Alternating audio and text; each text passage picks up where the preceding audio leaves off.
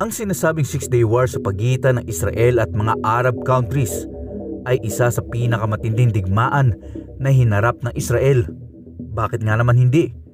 Dahil kung iisipin ay naging dehado ang Israel dahil sa pagtutulong-tulong ng mga Arab countries na mga ito. Pero bakit sa tindi na labanang nangyari na 5 versus 1 ay nanatiling nakatayo ang Israel at pinadapa ang mga nagsanib puwersang mga bansa? Ano ang taktikang ginamit nila noong digmaan at paano nila nalinlang ang kanilang mga kalaban sa pamamagitan lamang ng mga dyaryo o pahayagan? Pero bago ang lahat, kung hindi ka pa kasama dito sa ating tropa, classmate, kailangan pa bang i-memorize yan? Subscribe mo na yan. It's me, Tito Chow, makinig at mamangha.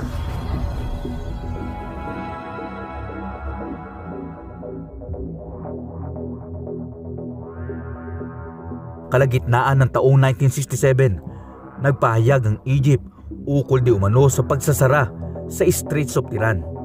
Ang Straits of Tiran ay ang masikip na anyong tubig na dinadaanan ng mga taga-Israel. Kumbaga ang strait na ito ay nagdudugtong sa dalawang malalaking mga karagatan para sa pagpasok at paglabas ng kanilang mga produkto, at walang ibang madadaanan ng Israel kundi ito lamang. Bagamat may basbas ang United Nations sa pagdaan ng mga Israelita sa katubigang ito noong magkaroon ng hidwaan ng Arab countries at nag-iisang Israel noong 1956, ay tila nagmatigas na naman ang Ehipto na muling babawalan ang kalabang Hudyo na makadaan sa Straits of Tiran.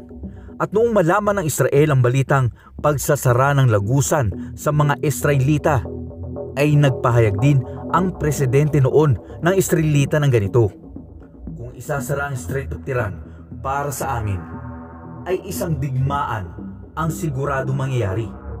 Bagamat nagsabi ang Israel na ang pagsasara ng Straits of Tiran ng Ehipto ang muling mag-uugat ng labanan, ay ipinagwalang bahala naman ito ng Ehipto at tila gustong subukin muli ang kayang gawin ng Israel. Malakas na kasi ang loob ng Egypt na muling sumabak sa digmaan dahil nagkaroon ng pirmahan noon ang Ehipto, Jordan at Syria na kung anumang bansa ang makakalaban ng tatlong ito ay magtutulungan at magiging kaaway rin ng bawat isa. May 22, 1967 ay ipinag-utos na nga ng nooy presidente ng Ehipto na si Abdel Nasser na ituloy na ang pagsasara ng Straits of Tiran para sa mga taga-Israel. Dahil sa kautosang yun, hindi na nakapaglayag pa ang mga Israelita para dalhin sa ibang mga bansa ang kanilang mga produkto. Kagad din namang nalaman ito ng mga namumuno ng Israel at syempre nang galaiti sa galit ang mga ito. Dito nagkaroon ng pagbibilang ng mga kawal ang Israel na umabot lamang na mahigit 100,000 mga sundalo, 200 mga eroplanong pandigma at 800 ang mga tangke. Alam na Israel na malayong malayo ito sa bilang ng mga kagamitang pandigma ng Ehipto at ng kanilang kaalyado na Jordan at Syria. Sa una pa lang kasi naisip na nila na siguradong makikisali ang dalawang bansang ito upang kalabanin din sila. At dahil sa pagiging dehado ng Israel sa maaring labanan, ay dito nila nabuo ang Operation Focus. Layunin ng Operation Focus ng Israel na palabasin sa kaisipan ng kalaban na hindi sila handa at kulang ang kanilang mga sundalo at kagamitang mga pandigma, na parang gusto nila mag-focus ang kalaban na naduduwag sila, mahina at walang kakayahang makipagyera. Pero paano nila ipinarating sa kalaban ang kunwaring pagiging kapos nila sa puwersa? Ang sagot dito ay dahil sa mga pahayagan o dyaryo.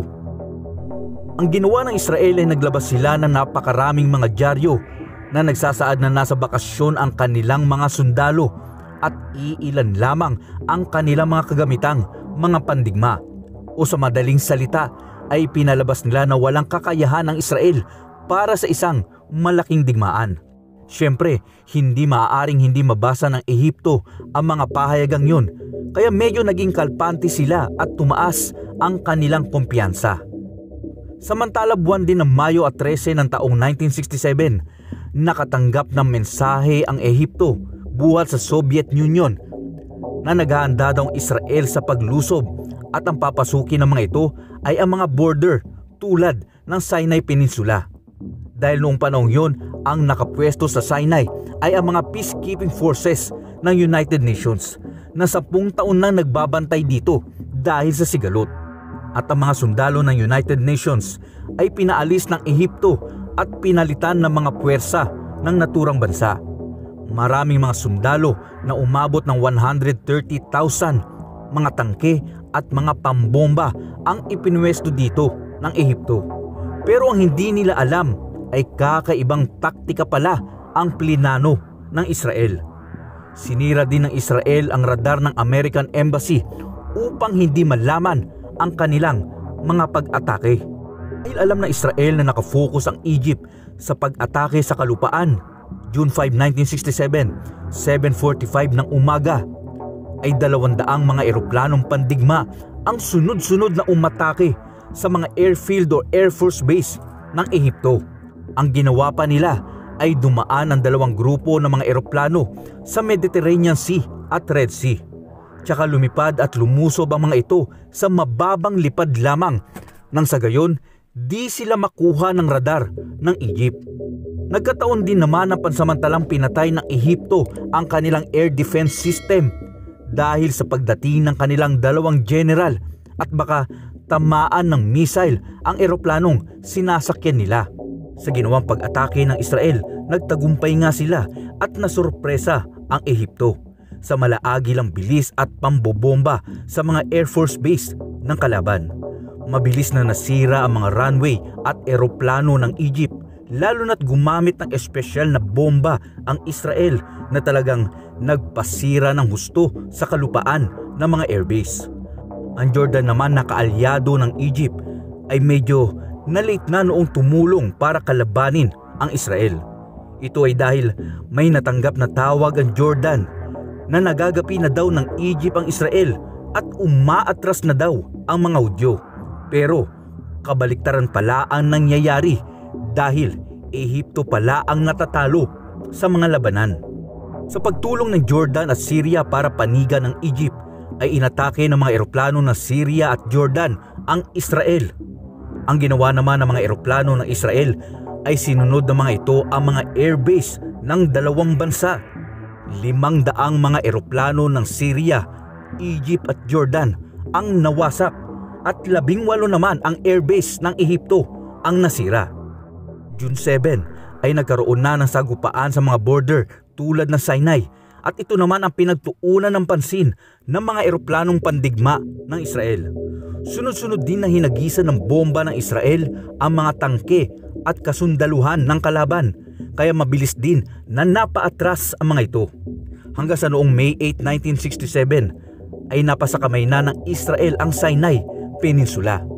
June 9, 1967 ay nakialam na ang United Nations para sa tigil putukan dahil marami na rin talagang mga inosenteng tao ang namamatay. At noong araw din yun lumagda ang 2 bansang ito sa tigil putukan.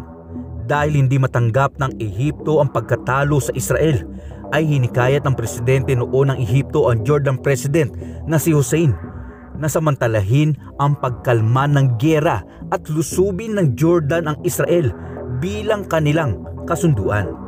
Nagsimula muling lumusob ang Jordan sa Jerusalem at sinimulang pasukin ang Israel. Pero sa pagkakataong ito kasama na ng mga sundalong Jordan ang mga sundalo ng Iraq at Saudi Arabia na nagpahayag din ng pagsuporta sa Ehipto. Pero dahil sadyang mautak at malakas ang puwersa ng Israel ay napaatras muli ang mga kalaban. June 10, 1967 ay muling nagkaroon ng ceasefire ang 2 kampo sa tinatawag na Purple Line. June 11 ay natigil na ang digmaan ng Israel laban sa 5 bansang gustong pabagsakin sila. Suma total ay mayroong 988 na mga sundalong Israel ang namatay sa 6 na araw na digmaan at mahigit 4,500 naman ang nasugatan. Sa Ehipto naman, 15,000 na mga sundalo ang namatay, 755 sa Jordan at 2,500 sa Syria. Wala pa dyan ang mga bilang ng sundalo na ipinadala ng Saudi at Iraq para kumampi sa katulad nilang Arab country. Sa kabilang banda, napasakamay ng Israel ang Sinai, Gaza Strip, West Bank at Golan Heights. Pero matapos ang giyera, nagdesisyon ang Israel na isauli na lamang ang nasakop ng mga kalupaan tulad ng Sinai sa Ehipto at Golan Heights sa Syria. Kapalit nito ang kasunduang pangkapayapaan at muling pagbubukas ng Straits of Tiran para sa mga Hudyo.